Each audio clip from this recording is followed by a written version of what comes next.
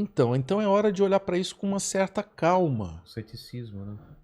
Com, assim, vamos encarar isso e ver por que que não está rolando, se basta você transferir essa responsabilidade para um outro cara e ficar lá gritando o nome dele, se é isso que muda um país, e olhar para o outro lado também, quer dizer, eu acho inadmissível o Lula, que já tem uma outra história, eu não estou comparando os dois, o Lula tem uma história respeitável, construiu um partido respeitável, mas que cometeu erros abissais, não são erros que qualquer um comete, abissais, principalmente quando é o partido que era a esperança Exatamente. do fim dessa corrupção, ou dessa politicária. Não, agora Mas dá a impressão que é um grande erro, né, é uma sequência de erros, não é, ele teve muita chance de se ligar que os erros estavam levando a erros maiores e continuou com esses erros. eu só acho que os erros começaram já no início, né? Logo no primeiro No mandato? primeiro mandato,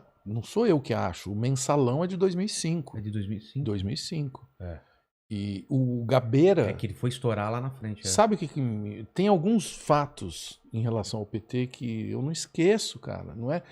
As pessoas acham que às vezes eu tenho implicância com o PT, mas são fatos. Então, assim, eu lembro o dia que o Gabeira, que é um deputado que eu respeito, não só um deputado, Uma pessoa, um ser humano. um escritor, um jornalista. O Gabeira, para mim, foi o meu Mick Jagger, o Gabeira. Ah, é? E eu cruzei o Gabeira.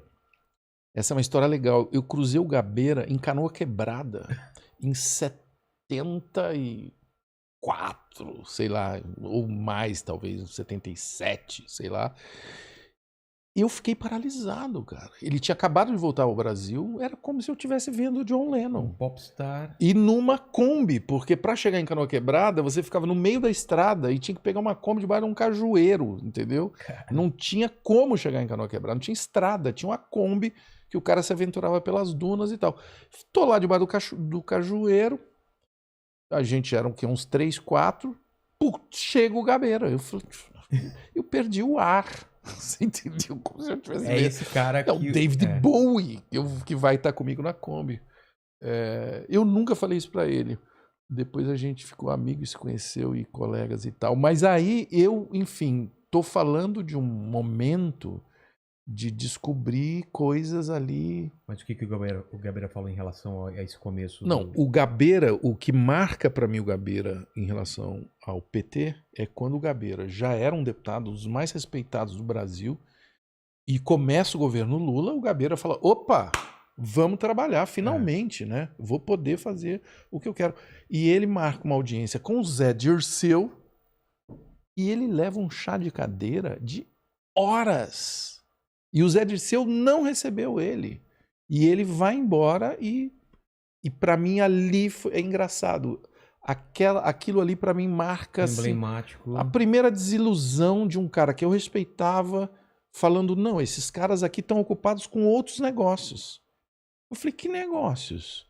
Aí começa a rolar o Zé Dirceu, os negócios em Portugal, entendeu? Aí começa a vir as notícias do mensalão, que isso virou quase um conto da carochinha agora. Parece Parece que o pessoal esqueceu, né? Esqueceu. Parece que é uma coisa muito distante no tempo. Aí outro cara que eu respeito demais no PT, que é o Couto, o grande jornalista, o Ricardo Couto, que trabalhou com o Lula durante a vida inteira do Lula, assim, foi na campanha vitoriosa, na campanha derrotada com o Collor, era o Ricardo Couto também, o assessor de comunicação do Lula, e ele era da Folha de São Paulo. Eu trabalhava na Folha nessa época de repórter especial de eleições, nessa eleição do Lula com o Collor.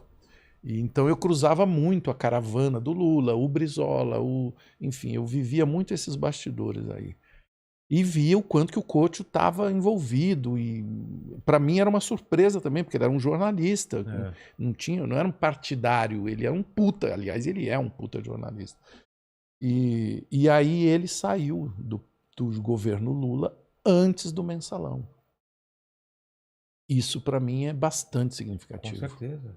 E é uma coisa que, inclusive, eu acho que ele deveria falar mais. Por que ele saiu antes? do O que que ele estava mensalão. vendo, o que ele estava percebendo. Hoje ele é um cara bastante crítico ao partido, mas muito respeitado, porque ele, enfim, ele e o Lula foram um em carne durante muito tempo. E, enfim, por isso que eu te falo, eu respeito, cara, a história das pessoas, mas nós temos hoje que olhar para isso de uma maneira mais madura, entendeu? E não é possível que a gente vai ficar colocando como mitos, sabe? Intocáveis, que você não pode criticar, sabe? Um dia desse o Bial fez uma piada Exatamente. e teve gente que partiu para cima. Você não pode falar assim Sobre o do detector Lula. de mentiras, Nossa, né? você é grosseiro. Pô, grosseiro. O cara falou que ele só entrevistaria com um polígrafo. Cara, no mínimo, você falar que o Lula é mentiroso é o mínimo. Porque é muito pior, a ficha do Lula é bem pior. Exatamente.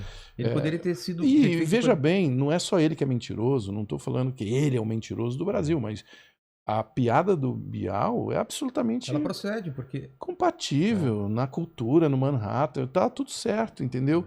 Não pode criticar o Lula. Como não pode? Claro que pode. Mas isso deve. Isso eu não entendo. Sinceramente, eu não entendo. Porque se fosse uma piada com o Bolsonaro, tava tudo ok. E tá tudo ok também. Claro que tá tudo ok. Lógico. Exatamente. E deve ser assim. E a política deve ser criticada. E se a pessoa que está me ouvindo agora não concorda comigo, tá tudo certo. E ela pode criticar a gente e agora. pode criticar.